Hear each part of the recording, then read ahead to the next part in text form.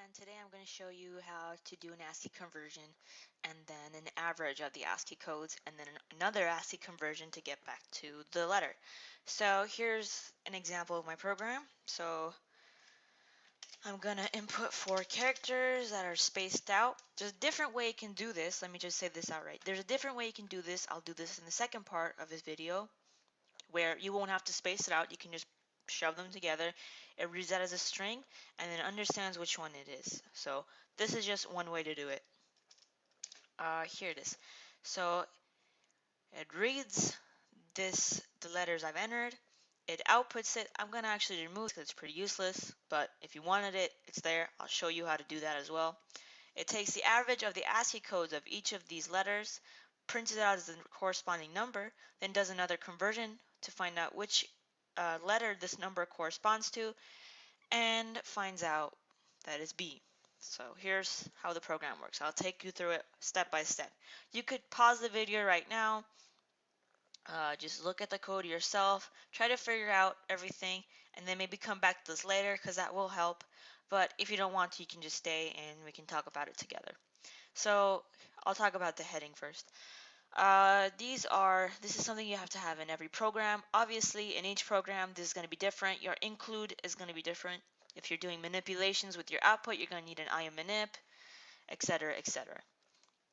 So here we have include IOstream, which is included in every program. Using namespace standard is not used in every program. Some programmers like to include it themselves to each line.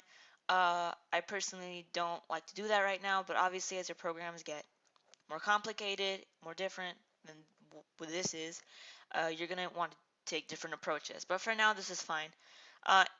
Int main is something you also have to include in every program. Okay, so open bracket signifies that this is where my code is going to start. You don't have to have one closing bracket and one opening bracket. In some programs, if you're using if clauses, you're going to have more than one, but you will have to have at least one of these pairs. But it's not always just one. It's not limited to that number. So here I'm using float sum equals 0 because I'm initializing. This is where I initialize stuff. So this is stuff I'm going to be using on later in my code. So you don't have to initialize right here. But since I'm going to be using this in the next line, I have to. But for example, if this took place in like right there, or not there, but for example, if my code took place here, I could actually initialize it way down there. So there's no special area, but it has to be before the thing you're using. Otherwise, obviously, it's going to be really confused and it's not going to know what you're talking about. So there's that. You don't have to use float here, actually.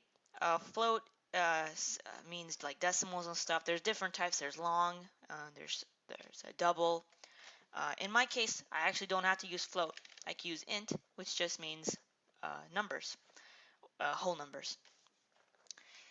And here is char, which means letters and stuff. And this is how I chose to name it. You don't have to put an underscore for to put a number. It understands variables no matter whether or not you put an underscore. I just liked it because I like the way it looks. Putting numbers right next to letters makes me apprehensive because then I use later. And it also gives me a bigger range for other variables I want to use. So here's your cout with brackets opening up to the right. This is a standard form you have to use when you're trying to show an output. And you also have to use double quotes. There are different types of formatting you use when you want to portray your output, but we're not going to talk about that right at this second. Okay, so I said enter 4 characters so my user know what they want to do. Cin, brackets open to the left. Again, this is standard. You will have to do this for numbers you want or characters or whatever you want the user to enter in. So make sure you remember these two. And here's what I did. So one thing I'm going to remove from my program right now is I actually don't need to show each letter. As you can see, I'll show it to you again. Let's enter different ones. I don't really need it to show ECDE. They already see it right there. So this was actually not very useful, but I did it to show you guys, but I'm going to remove it. This basically just shows if the user enters character 1, I want you to show character 1. If the user entered character 2, I want you to show character 2. So, and vice versa and so on. So I'm just going to remove that right now because it's just not a very pleasing to look at anyway. So I'm going to remove it. And here's why I said sum equals 0. For running totals, actually, to be honest, I didn't have to do this. I just did it because it was requested. But you don't have to do this. I just did it because it's always good to have your running total equal to 0.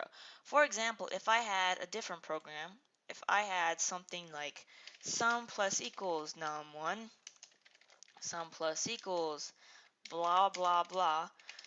The reason it's good to have sum plus equals is because especially in these types of forms, and when you're using plus equals or minus equals or times equals, which basically just means sum equals sum plus 1, where it takes the previous sum and adds it to the new sum. That's basically what it means. You should look up, what should you look up? Math functions in C++, and you'll see a whole list and you'll probably be able to understand it better.